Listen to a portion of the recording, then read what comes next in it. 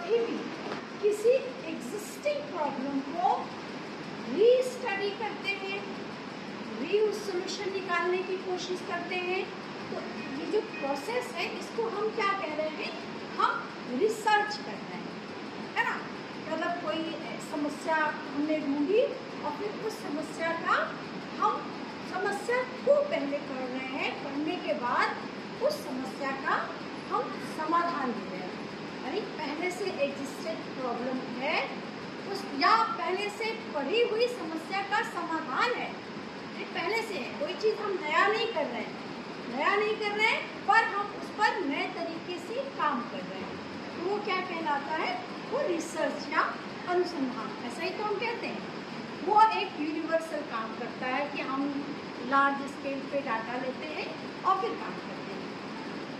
अगर हम ऐसा ही कोई प्रॉब्लम ले जो विद इन द इंस्टीट्यूट, मतलब एक स्कूल, एक परिसर में हम समस्या का समाधान ढूंढें या कोई प्रॉब्लम को स्टडी करें, प्रॉब्लम को रीड आउट करके प्रॉब्लम के डिफरेंट काइंड ऑफ सॉल्यूशन दें, तब हम क्या कह रहे होते हैं कि हम एक्शन रिसर्च करें। यानी वो रिसर्च जो हमारी एक्टिविटी से निकल के आती है, जिसका सॉल्यूशन हमारे एक्शन से निकल के आता है।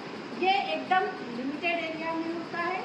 इंस्टीट्यूट में हम और स्पेसिफिक हो जाएं तो हमारी क्लासरूम में और ज़्यादा स्पेसिफिक हो जाए, तो हम जब पढ़ाते हैं टीचिंग लर्निंग प्रोसेस के दौरान और स्पेसिफिक हो जाओ, तो हमारा जो कॉग्निटिव ऑब्जेक्टिव है उसमें अगर हम उसको अचीव करने के लिए जब हम अपनी क्लास को पढ़ा रहे हैं, बच्चों के साथ में कम्युनिकेट करके, उनको स्टडी करके, उनकी सब्जेक्ट विशेष की समस्या को जब सॉल्व करते हैं, उससे के पहले समस्या को पहचानते हैं, फिर उस समस्या के हल के लिए अलग अलग सॉल्यूशंस देते हैं, तब हम क्या कह रहे होते हैं कि हम एक्शन रिसर्च कर रहे हैं। ठीक है, ये बिल्कुल भी ऐसा नहीं है कि हम कहें ये फॉर्मल रिसर्च के जैसा है। ये समय काल परिस्थिति के अनुसार तैयार किया जाने वाला सब्जेक्ट है, रिसर्च है, और इसका जो सॉल्यूशन है वो स्पेसिफिक ही है। हो सकता है कि वो सॉल्यूशन हम हमारे टीचिंग मेथड में चेंज करके दे सकें।